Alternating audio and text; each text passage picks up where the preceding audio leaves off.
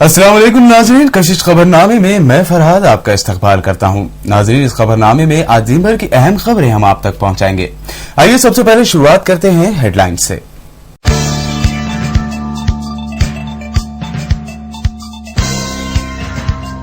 Telangana bill पर मुबाहिस के लिए रियासती असेंबली की मियाद में 30 जनवरी तक की गई तौसी, 10 दिन के बजाय 1 हफ्ते की तौसी करने सदर जमहूरिया का फैसला।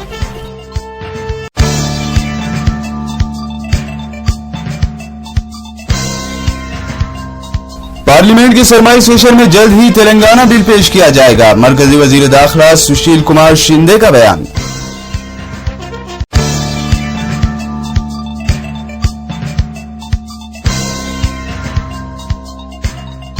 ऐवान असेंबली में वजीर आला और टीआरएस लीडर के दरमियान लफ्जी झड़प, किरण कुमार रेड्डी ने दी हरीश राव को जबान संभाल कर बात करने की सलाह।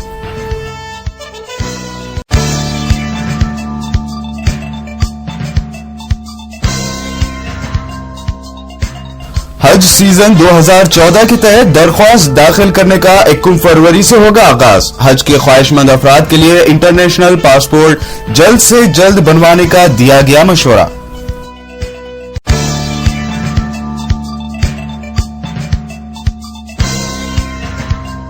मोदी पर सवाल पूछने से भड़क गए शंकराचार्य, सहाफी को कर दिया थप्पड़ रसीद।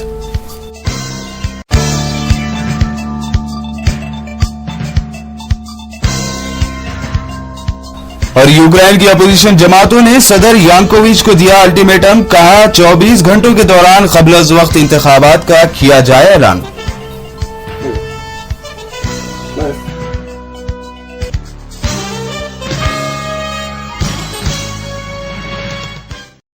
और अब खबरें तफसील से। रियासती हज कमेटी के जरिए हज सीजन 2014 के तहत दरख्वास्तें दाखिल करने का 21 फरवरी से आगाज होगा। यह सिलसिला 15 मार्च 2014 तक जारी रहेगा। मरकजी हज कमेटी मुंबई के chief executive officer Ataur Rahman ने बताया कि हज दरख्वास्तों की इजराई और वसूली के सिलसिले में मुल्क की तमाम हज कमेटियों को एलामिया जारी कर दिया गया है। जारिया साल दरख्वास्त फॉर्म्स के साथ 300 रुपए का चालान बजरिए स्टेट बैंक ऑफ इंडिया जमा करना इंतहाई जरूरी है। जो आजमीन हज 2014 में हज की शहादत के ख्वाहिशमंद हैं, उन्हें चाहिए कि वो फौरी इंटरनेशनल पासपोर्ट बनवा लें ताकि दरख्वास्तें दाखिल करते वक्त आजमीन को किसी किस्म की परेशानी न हो। गुज़िश्ता साल कई दरख्वास्त गुजारों के पास इंटरनेशनल पासपोर्ट मौजूद नहीं था, जिसकी वजह से उन्हें मायूसी का शिकार होना पड़ा था। आजमीन हज को मशवरा भी दिया गया है कि वो वक्त मुकर्ररा से पहले अपने पासपोर्ट बनवा लें। रियासती असेंबली में तेलंगाना मसौदे बिल पर मुबाहिस के लिए सदर जमहूरिया ने मजीद 1 हफ्ते की तौसी कर दी है। रियासती असेंबली में तेलंगाना बिल पर अरकान असेंबली की राय जानने का 23 जनवरी को आखिरी दिन था। मरकजी वजारत दाखिला की जानिब से सदर जमहूरिया को दरख्वास्त करते हुए आंध्र प्रदेश असेंबली की मियाद के लिए 10 दिनों की तौसी करने की दरख्वास्त की गई थी, लेकिन सदर जमहूरिया प्रणब मुखर्जी ने तेलंगाना बिल पर मुबाहिस के लिए 1 हफ्ते की तौसी की है। इससे पहले सीमांध्रा के अरकान असेंबली की जानिब से सदर जमहूरिया प्रणब मुखर्जी को इस बिल की मुद्दत में तौसी के लिए दरख्वास्त की गई थी। सदर जमहूरिया प्रणब मुखर्जी की जानिब से असेंबली सेशन में तौसी करने के ऐलान के बाद जुमेरात को मरकजी वजीर दाखिला सुशील कुमार शिंदे ने कहा है कि आंध्र प्रदेश तकसीम जदीद बिल 2013 को जल्द ही पार्लियामेंट में पेश किया जाएगा। पार्लियामेंट का सरमाई इजलास 5 फरवरी से शुरू हो रहा है। रियासती कांग्रेस उमूर के इंचार्ज दिग्विजय सिंह ने जुमेरात को कहा है कि वो वजीर आला एन किरण कुमार रेड्डी से तेलंगाना बिल से मुतालिक कल असेंबली में उनकी तकरीर और उनके मौक़िफ़ से मुतालिक बातचीत करेंगे। उन्होंने मजीद कहा कि वजीर आला कल उनसे मुलाकात के लिए दिल्ली आ रहे हैं।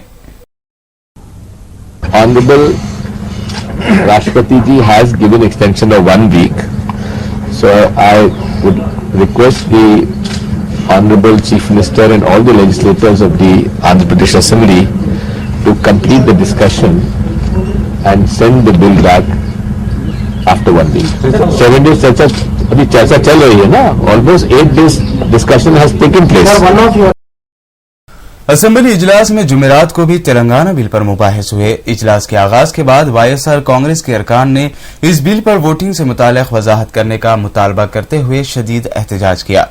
दूसरी जानिब सीमांध्रा के तेलुगु देशम के अरकान असेंबली ने भी असेंबली इजलास में तेलंगाना बिल पर वोटिंग इनेकाद करने का मुतालबा किया।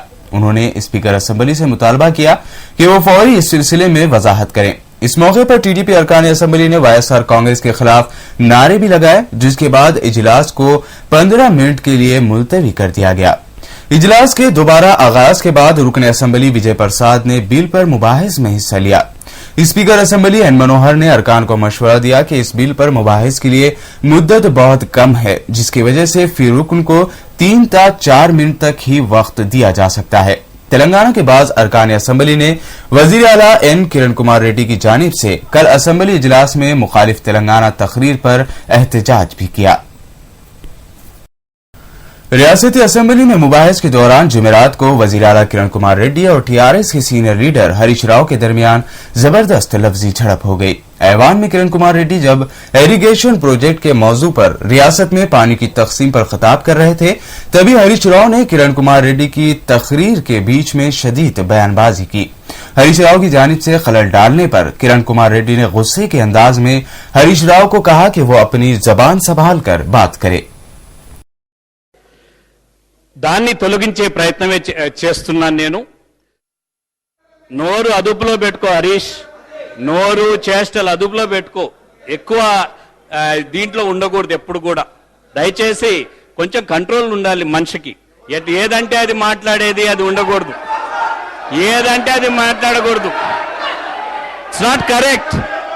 You're a senior politician today, senior politician మీరు నోరు గాని చేష్టలు గాని చేయి గాని కంట్రోల్లో ఉండాలి ఎప్పుడు కూడా।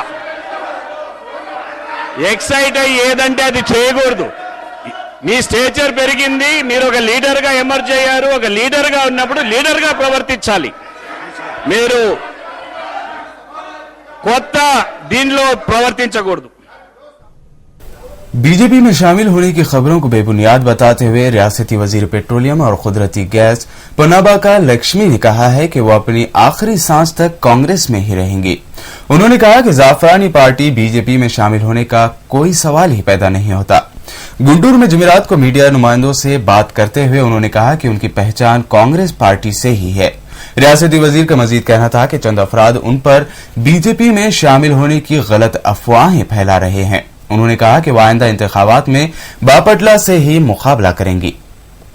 बीजेपी నుంచి పోటీ చేస్తున్నానని చెప్పనేసి నాకు అంత అవసరం లేదు। నేను అసలు ఇంతవరకు బీజేపీ వాళ్ళ ఎవరితోటి మాట్లాడలేదు, నాకు అసలు తెలియదు కూడా తెలియదు। నేను ఆది నుంచి కాంగ్రెస్ పార్టీ అనే చెప్తున్నాను। కాంగ్రెస్ పార్టీ నాకు ఒక గుర్తింపునిచ్చింది, అటువంటి పార్టీని వదులుకొని వెళ్ళాల్సిన అవసరం నాకు లేదు। ఎంత క్లిష్ట పరిస్థితుల్లో ఉన్నా కూడా నేను కాంగ్రెస్ పార్టీలోనే ఉంటానని చెప్పాను। ఈ రోజు అదే చెప్తున్నాను। నా మీద కుట్ర పని ఈ వార్తలు చేయిస్తా ఉన్నారు। కాంగ్రెస్ పార్టీ వదిలేయాల్సినంత అవసరం నాకు లేదు।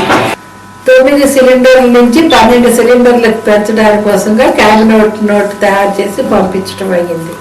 క్యాబినెట్ అప్రూవ్ చేయగానే 12 సిలిండర్లు। वक्फ बोर्ड के special officer Sheikh Iqbal Ahmed IPS ने जुमेरात को मदीना का दौरा किया। इस दौरान उन्होंने बताया कि अलाउद्दीन ट्रस्ट के तहत वक्फ बोर्ड अराजी पर तिजारत कर रही दुकानों की जानिब से हर साल 70 करोड़ रुपए की आमदनी के बजाय महज 7 करोड़ रुपए ही वसूल हो रहे हैं। उन्होंने इस अराजी पर मौजूद तिजारती दुकानों के मालिकीन से अपील की कि वह किराए की पूरी रकम अदा करें, वरना उनके खिलाफ कार्रवाई की जाएगी। उन्होंने मजीद बताया कि अलाउद्दीन ट्रस्ट पर भी कार्रवाई करते हुए इस पर केस दर्ज किया जाएगा। शेख इकबाल अहमद ने मंगलहाट पुराना पुल पर मौजूद वक्फ अराजी पर गैर कानूनी शराब की तैयारी पर भी सख्त नोटिस लेते हुए इस जानिब जल्द ही कार्रवाई करने का यकीन दिलाया। शेख इकबाल के इस दौरे के दौरान उनके साथ वक्फ बोर्ड और पुलिस के आला ओहदेदार मौजूद थे। आप देख रहे हैं कि मेरे आने के बाद हम वक्फ बोर्ड की आमदनी जो सालाना सिर्फ 7 करोड़ है उसको कैसे बढ़ाया जाए, ये हमारी कोशिश रही है।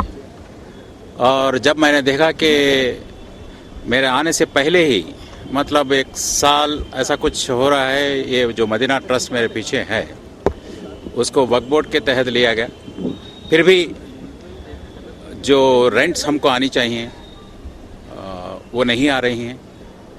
हमारे लोग तय करेंगे, वक्फ को ही दें, और हमारे लोग वक्फ तय करेंगे कि भाई कितना किराया आपको देनी चाहिए। अगर ये लोग वक्फ को किराया ना दें तो उनके ऊपर कार्रवाई की जाएगी, वो एंक्रोचर के तहत आएंगे। नाज़रीन, यहाँ लेते हैं एक मुख्तसर सा वक्फा। वक्फे के बाद भी खबरों का सिलसिला जारी रहेगा।